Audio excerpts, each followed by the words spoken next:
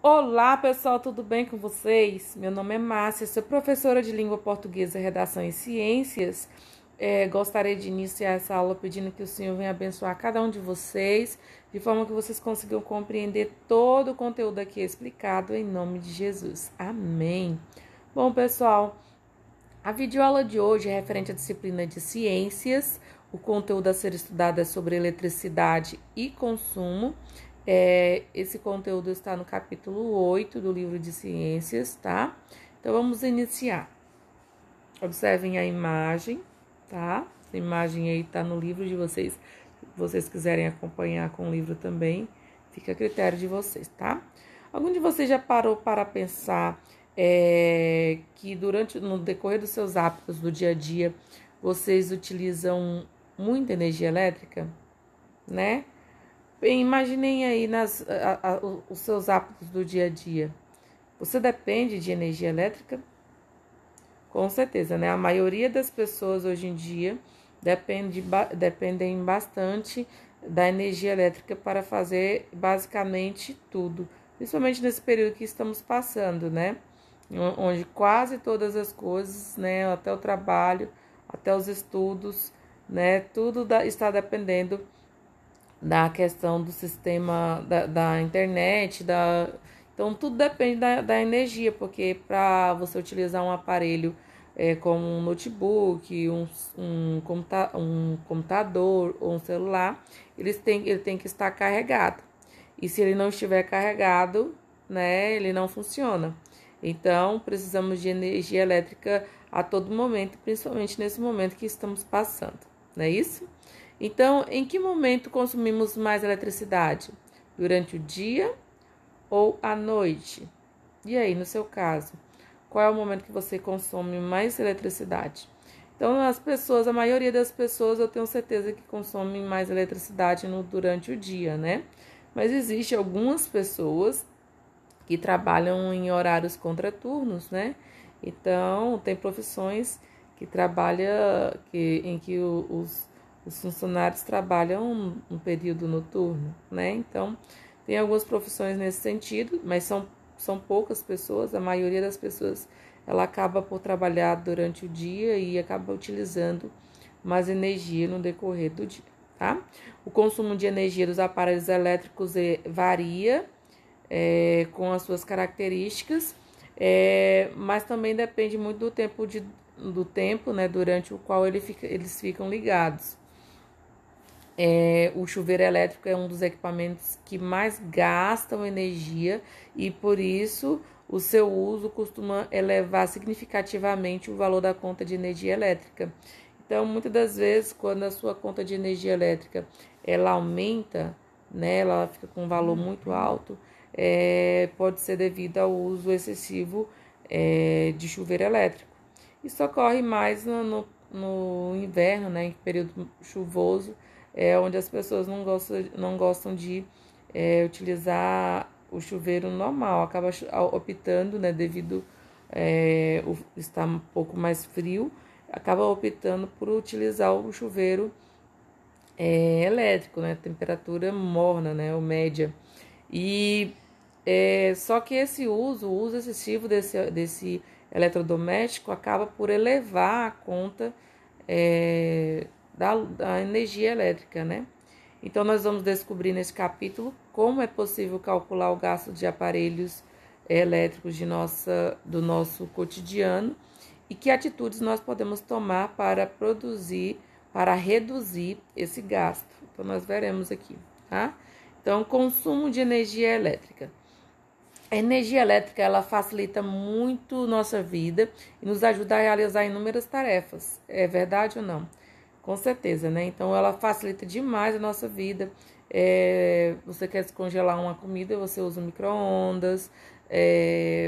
Hoje em dia, utilizam-se muito fornos elétricos, né? Panelas elétricas também, máquina de lavar, para carregar os celulares e etc. Então, a energia elétrica hoje em dia facilita muito a vida de todas as pessoas, tá? Mas para que ela seja reproduzida,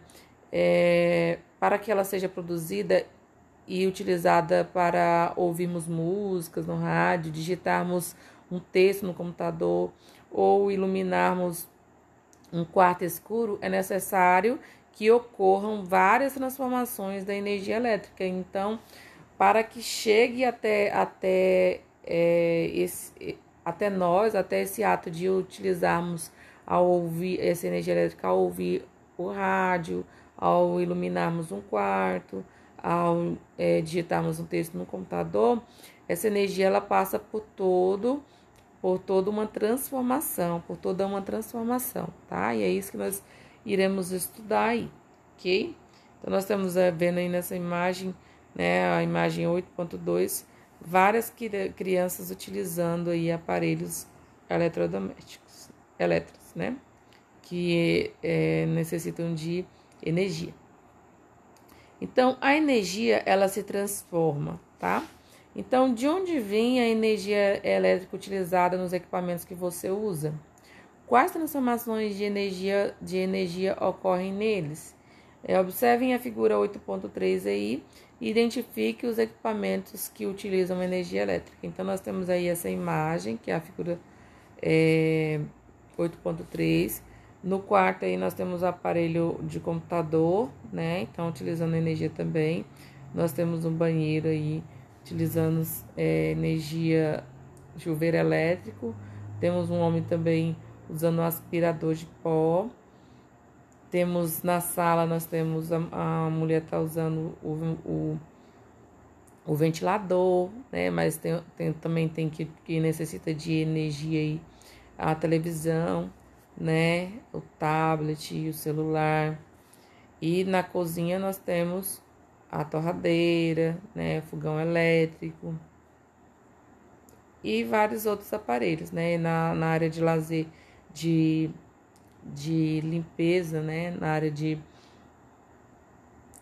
em que se lava as roupas, nós temos a máquina de lavar roupa, temos o ferro de passar roupa.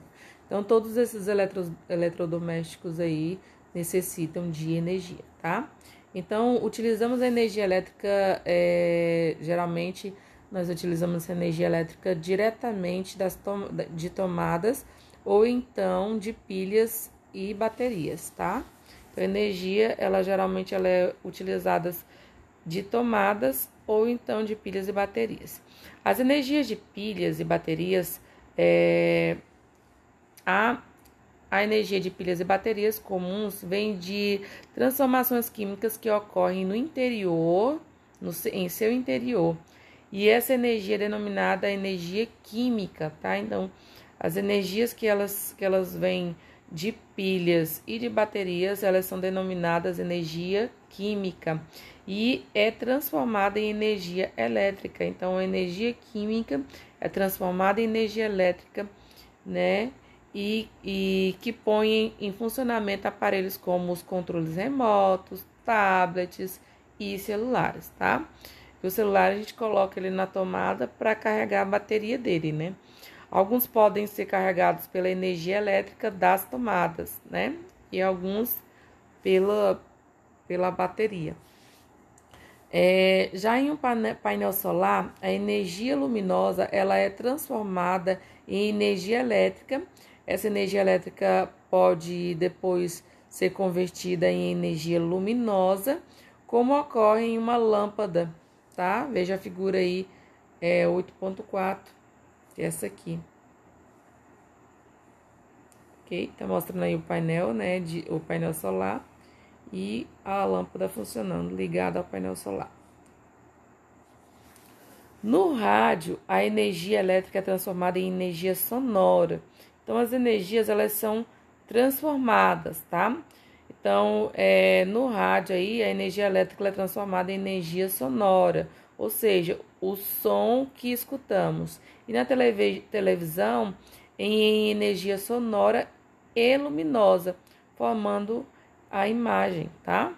Aparelhos como computadores, tablets também usam a energia elétrica para produzir imagens, tá? Como energia luminosa e sons como energia sonora. Essa energia elétrica ela pode ser originada da transformação da energia química da bateria desses aparelhos, tá? Vejam aí a figura 8.5, a menina usando um tablet aí, tá? O ventilador, o liquidificador e a máquina de lavar roupas funcionam produzindo movimento, tá? Então, o aspirador de pó também gera movimento durante a sucção do ar. Portanto, nesses aparelhos a energia elétrica é transformada em energia cinética, tá?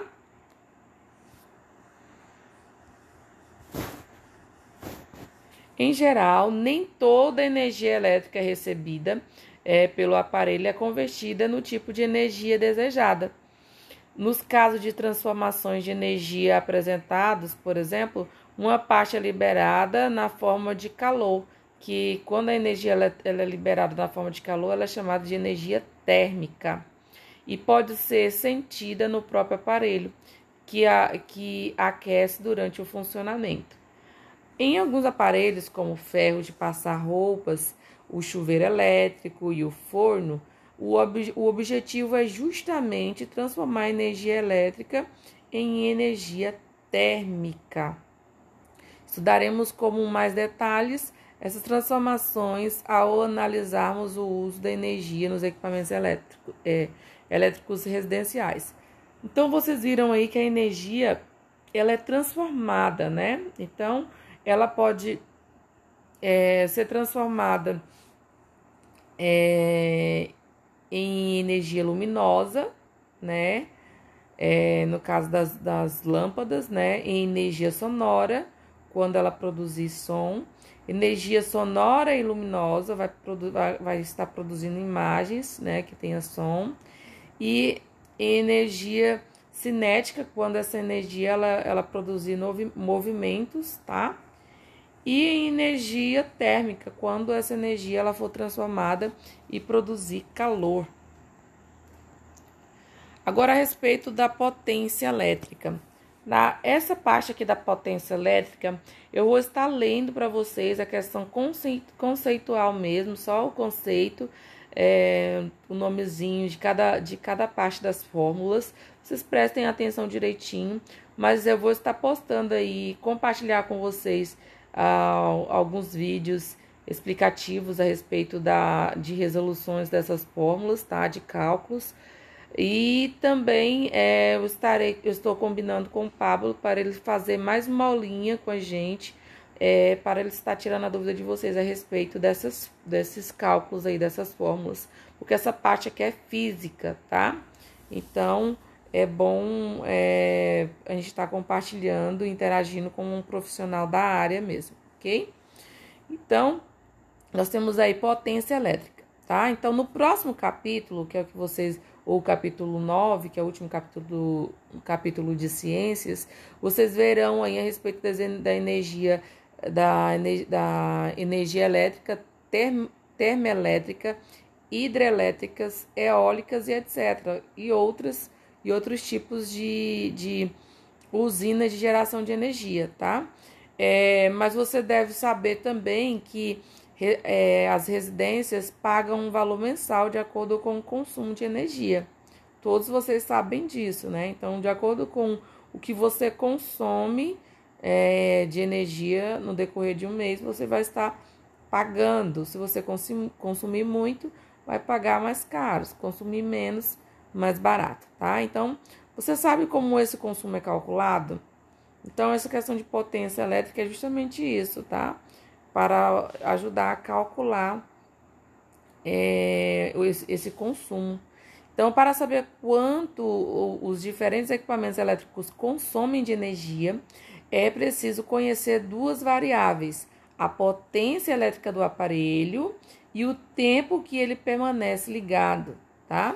Então, todas as vezes que se falar de potência elétrica, a potência elétrica ela vai ser representada pela letra P, tá? Então, na fórmula, potência elétrica é representada pela letra P, tá? E indica o consumo de energia elétrica em certo intervalo de tempo. Quando eu falo de intervalo de tempo, gente, esse intervalo de tempo ele é representado pela letra grega, que é chamado delta, que é em forma de um triângulozinho, tá? Então, esse triângulozinho aí, ele é chamado de delta, tá? Ele geralmente é usado em física para indicar a variação de uma grandeza. Nesse caso aí, quando eu tenho um triângulozinho T, então nós lemos delta T, tá? E podemos representar, para calcular aí o consumo de energia elétrica em certo intervalo de tempo, nós podemos representar isso em uma fórmula que é o P, que é potência elétrica, que é igual energia dividido por delta T, tá? Então, esse triângulozinho T, eu falo delta T, tá?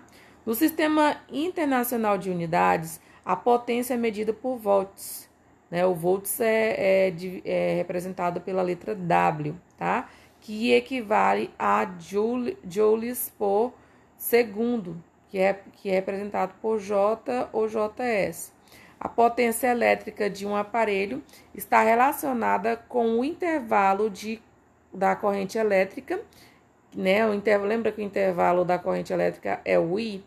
Então, toda vez que eu falar da intensidade, da corrente elétrica, eu estou falando do I, tá? Então, a potência elétrica de um aparelho está relacionada com a intensidade da corrente elétrica I no aparelho e com a tensão elétrica. Lembra que a tensão elétrica é representada pela letra U, né? Então, é pela fórmula P, que é igual a U vezes I, tá? Então, esse P é potência, que é igual a tensão elétrica vezes a intensidade.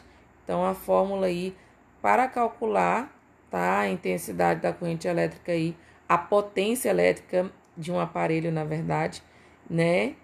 E relacionada à intensidade elétrica e à tensão elétrica, então usa-se essa fórmula aí, que é o P igual a U vezes I. Essa fórmula também permite calcular a intensidade da corrente elétrica que passa em certo trecho de um circuito. Vejam um exemplo. Se um ferro elétrico de passar roupas com potência de 550 volts está ligado em uma tensão de 110 volts, podemos calcular a intensidade que passa por ele da seguinte forma. Então, eu tenho aí potência, a potência já pode ser substituída. A fórmula é P igual a U vezes I.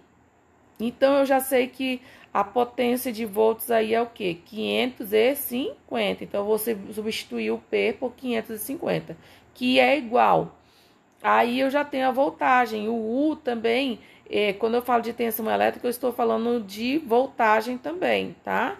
Então, a voltagem aí é 110. Então, eu vou substituir o U por 110 vezes I. Então, o I ficou sem um valor.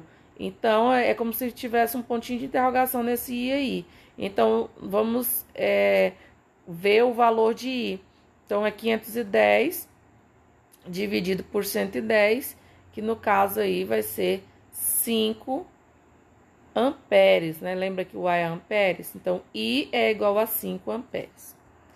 Se você observar uma lâmpada, verá que nela está escrito algo como 60 volts, 25 volts ou 9 volts. Veja a figura 8.8, que é essa aqui. Ó. A figura 8.8 é essa aqui, a imagem, né, que está mostrando uma lâmpada aí de 9 volts. Esses valores indicam a potência dessas lâmpadas, ou seja, a quantidade de energia elétrica em joules consumida pela lâmpada a cada segundo. Uma lâmpada de 30 volts, por exemplo, transforma 30 joules de energia elétrica em luz e o calor a cada segundo, tá? Então, de energia elétrica em luz e calor a cada segundo. Já uma lâmpada de 20 volts transforma 20 joules de energia por segundo. Então, dá para perceber por que a potência de uma lâmpada ou de um aparelho elétrico é uma medida muito importante para nós.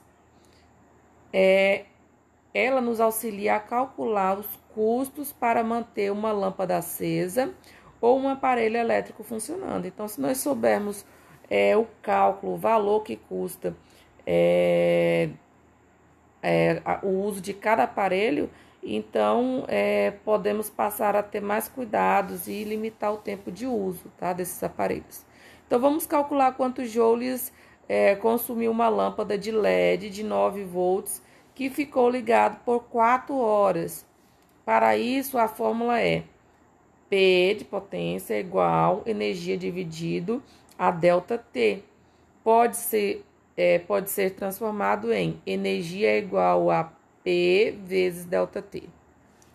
Como a unidade de tempo do Sistema Internacional de Unidade é o segundo, é preciso converter as 4 horas em segundos, tá? 1 hora tem 60 minutos e 1 minuto tem 60 segundos. Então, energia é igual a 9 vezes, abre parênteses, 4 vezes 3.600, que é igual, fecha parênteses, que é igual 129.600 joules, ou 129,6 kJ.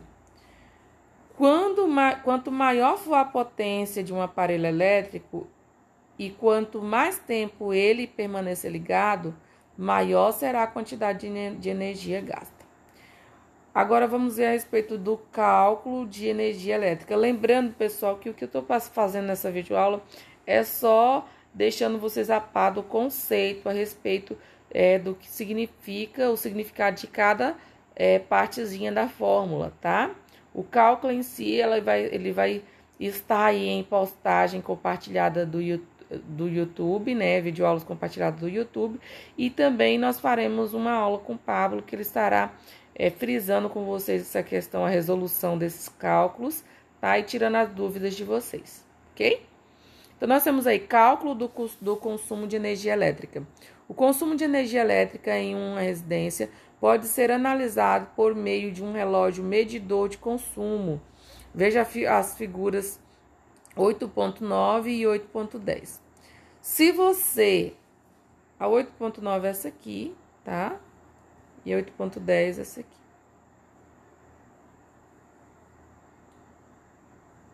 Então, se você olhar a conta de energia elétrica de uma casa, ao consultar a quantidade de energia elétrica consumida por mês, não verá o consumo em joules ou quilojoules, tá? Mas em quilowatt-hora, que é representado como kWh, tá? Como mostra na figura 8.11, na próxima página nós veremos, tá? O quilowatt, o kW, é uma unidade de medida de potência. E a hora, que é o H, é uma unidade de tempo, tá? Se multiplicarmos a potência em quilowatts em quilowatt pelo intervalo de tempo em horas, obteremos uma unidade de trabalho ou de energia utilizada, o quilowatt-hora, tá? E o valor da conta de energia elétrica em real é obtido multiplicando-se o preço do quilowatt-hora pelo total de quilowatts-hora consumidos. Nós temos aí uma conta, tá? Que foi indicada na página anterior. Essa é a imagem 8.11, tá? Que tá mostrando aí a conta de energia. Então, nós temos aí, as informações da linha em destaque revelam que o consumo mensal de luz foi de 110 kWh. Para calcular a quantidade de energia utilizada por um aparelho elétrico em kWh, devemos multiplicar o valor da potência do aparelho em kW pelo tempo de uso em hora, tá? Se a potência estiver em watt, divida o resultado por 1000. Se, por exemplo, se você costuma deixar acesa uma lâmpada de LED de 9 volts durante 6 horas por dia, E se o preço do quilowatt-hora for 50 centavos, então essa lâmpada terá consumido em um dia, olha só, a energia consumida é igual a 0,009 kW dividido por 6 horas, que é igual a 0,054 kWh. O consumo mensal, ou seja, 30 dias, será de 0,054 dividido por 30, que é igual a 1,62 kWh. Então, você terá gasto por mês, terá gasto no mês com essa lâmpada 1,62 vezes 0,50, que é igual a 0,81 real, ou seja, 81 centavos. Veja na imagem 8.12, que é essa imagem da tabela aí, alguns exemplos de consumo médio mensal de eletrodomésticos. A tabela tem estimativas e valores médios que variam conforme o uso. Então, eu tenho aí aparelhos elétricos, o número de dias de uso, né, ao mês, o tempo de uso por dia e o consumo médio final. Então, eu tenho aparelho de som 110 volts, 20 dias, 3 horas, né, por dia. O consumo médio aí é de 6,6. Ar-condicionado 900 volts, 30 dias, 8 horas por dia, 128,8. Ventilador de mesa, 74,6 volts, 30 dias, 8 horas por dia, 17,9. Chuveiro elétrico, 5.500 volts, 30 horas por mês, né? 30 dias, né? 20 minutos por dia, 55,0. Micro-ondas, 1.400 volts, 30 dias, 20 minutos por dia, 14,0. Lavadora de roupas, 1.500 volts, 12 dias, 1 hora por dia, 18,0. TV em cores, 32 polegadas, LCD, 110 volts, 30 dias por mês, 5 horas por dia, 16,5. TV em cores, 32 polegadas, de LED, 80 volts, 30 dias por mês, 5 horas por dia, 12,0. Então, com o que você aprendeu, pense como o consumo médio, né? Pense como o consumo médio que aparece na última coluna da tabela acima. Pode calcular a partir dos valores que aparecem nas outras colunas. E como podemos calcular o custo mensal de cada aparelho? Alguns equipamentos têm uma etiqueta do Programa Nacional de Conservação de Energia Elétrica, Procel, que apresenta o valor médio de um consumo em quilowatts horas mês, tá? Agora vocês vão fazer essa leitura aí do Conexões Ciência e Tecnologia, as vantagens das lâmpadas de LED. São curiosidades, informações extras. Prestem atenção direitinho ao fazerem essa leitura, tá? Então, veremos agora algumas ações para economizar energia elétrica. Então, dependemos da energia elétrica para os estudos, as tarefas domésticas e o lazer e para desenvolver diversas atividades profissionais, tá? Então, tudo que fazemos hoje em dia praticamente tudo que fazemos hoje em dia depende da energia elétrica, tá? Principalmente os estudos, né? Esse período que nós estamos passando, os estudos, né? Tarefas e etc, tá? No entanto, existem milhões de pessoas no mundo que não têm acesso à energia elétrica, tá? Então, por incrível que pareça, por mais que o mundo esteja bem desenvolvido, existem muitos lugares ainda que as pessoas não têm acesso à energia elétrica, tá? Em geral, são populações mais carentes que moram em locais sem infraestrutura.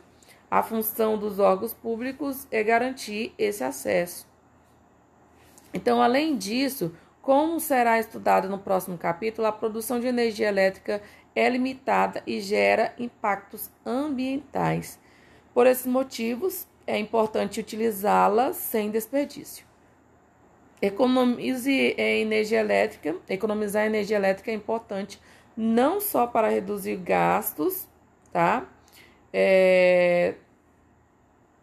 Mas também está relacionado ao consumo racional dos produtos, como roupas, calçados, alimentos e aparelhos eletrônicos. Não podemos nos esquecer de que a produção e a distribuição desses objetos consomem uma quantidade de energia, enorme de energia elétrica. Porque se você consome, se você se torna uma pessoa muito consumista, isso vai exigir mais das indústrias, das fábricas, que vão ter que utilizar energia elétrica para estar produzindo esses produtos, né? Então, nós veremos no capítulo 1, óbvio, que toda forma de obtenção de energia causa impactos socioambientais. Então, vejam a seguir algumas medidas que podem ser adotadas em residências, empresas e escolas, por exemplo, para reduzir algum dos impactos negativos, tá? Então, nós temos aí, manter o chuveiro elétrico na posição verão, representando uma economia de energia de cerca de 30% em relação à posição inverno, tá? Para quem gosta de tomar banho com água, para quem não gosta de tomar banho com água fria, então é interessante colocar na posição verão em vez de inverno, porque inverno aquece um pouco mais a água e gasta também mais energia, tá? E além disso, é recomendável manter o fluxo de água do chuveiro fechado enquanto se ensaboa e não demorar muito no banho. Então, tem pessoas que entram no chuveiro aí e passa meia hora, mais de meia hora tomando banho e às vezes se ensaboa, né? Sai debaixo do chuveiro, se ensaboa e deixa o chuveiro ligado, tá? Isso não é correto. Então, deve-se reduzir o tempo de banho. E quando for se ensaboar, desligar o chuveiro enquanto estivesse ensaboando, tá? Ligar novamente só quando for se enxaguar. Geladeiras e aparelhos de ar-condicionado contribuem, em média, com 20 a 30% do valor da conta de energia elétrica, tá? Esses aparelhos ligam e desligam os motores periodicamente e só consomem energia quando o motor está funcionando. Algumas medidas ajudam a garantir a refrigeração eficiente. A geladeira deve ficar em uma área ventilada, protegida do sol e longe do calor do fogão, tá? Não se deve abrir a porta da geladeira com muita frequência, nem deixá-la aberta por muito tempo, porque o equipamento consumirá mais energia. Então, tem pessoas que vão procurar alguma coisa e aí entra dentro da geladeira e fica horas e horas com a porta da geladeira aberta. E isso consome muita energia. Então, todas as vezes que você quiser procurar algo na geladeira, você já pensa logo antes no que você vai querer e abre a geladeira já para pegar o que você quer, tá? Então, evitar deixar aberto por muito tempo, porque o equipamento consumirá mais energia. As borrachas de vedação da porta devem estar sempre em bom estado. Então, se a geladeira já é um pouco velha e essa borracha aí de vedação ela estiver um pouco folgada, ela vai consumir mais energia também, tá? Então, as borrachas aí devem estar sempre em bom estado, em bom uso. As residências e escritórios, em residências e escritórios, a regulagem da temperatura do ar-condicionado não deve ser muito baixa para evitar consumo excessivo de energia. E enquanto esse aparelho estiver em uso, janelas e portas precisam ficar bem fechadas para facilitar a refrigeração do ambiente interno, tá? A limpeza periódica do filtro, além de facilitar a circulação do ar, é importante como medida de higiene. O uso de lâmpadas fluorescentes compactas pode representar uma economia de até 80% do consumo de energia em relação às lâmpadas incandescentes de luminosidade equivalente. E se a lâmpada for de LED, a economia pode chegar a 90%. Então, as lâmpadas de LED são mais econômicas. Então, nós temos aí os três exemplos das lâmpadas, tá? a lâmpada incandescente, a lâmpada fluorescente, compacta e a lâmpada LED aí, tá? Então, é importante manter a luz apagada em espaços desocupados. Às vezes, as pessoas deixam as lâmpadas da casa todas as lâmpadas acesas, e mesmo sem estar utilizando aquele cômodo.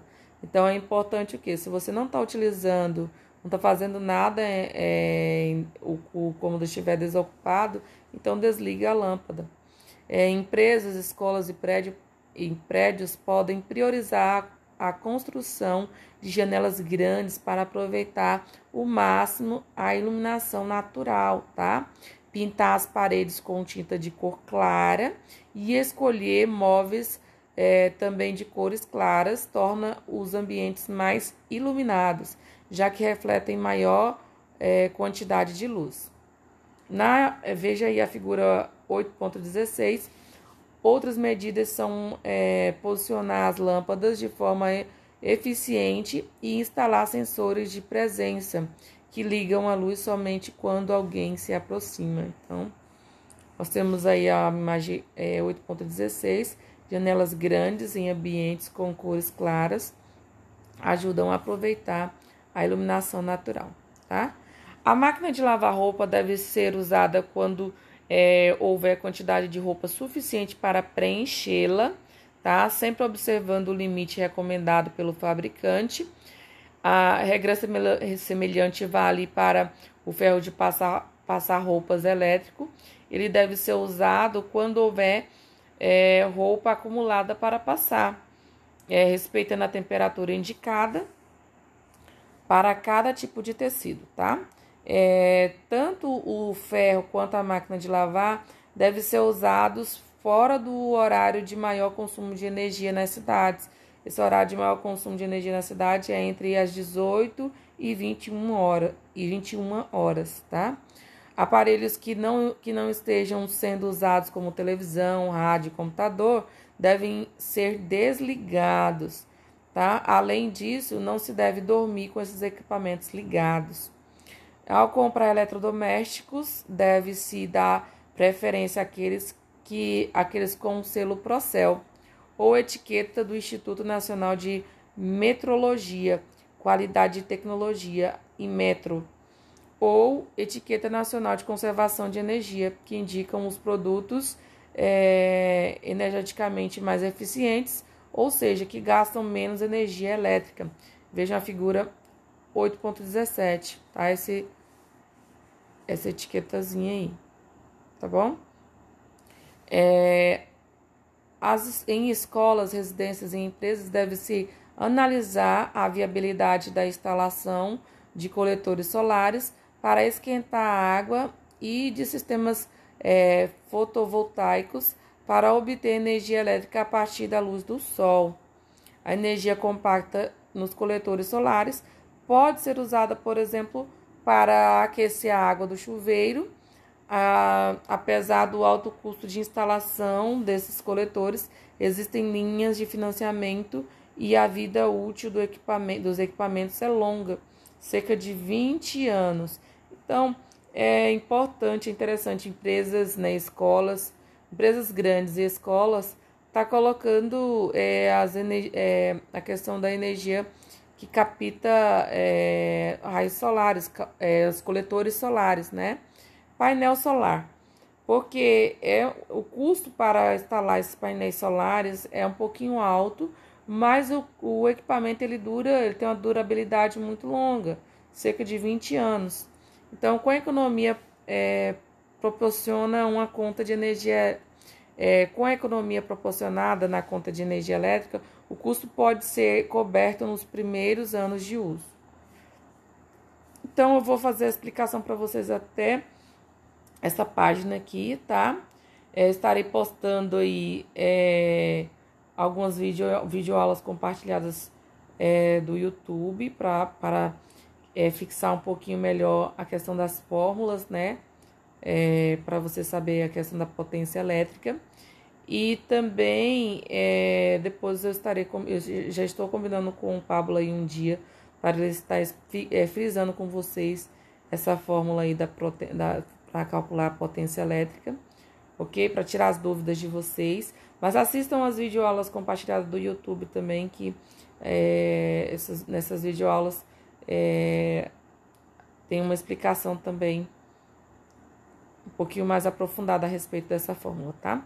E também eu quero que vocês façam aí, além de fazer a releitura de tudo, dessas páginas aí que eu acabei de fazer a leitura e explicação para vocês, eu quero que vocês respondam aí as questões 1, 2, 3 e 4, tá? Da página 204, que são questões introdutórias desta unidade, deste capítulo, ok?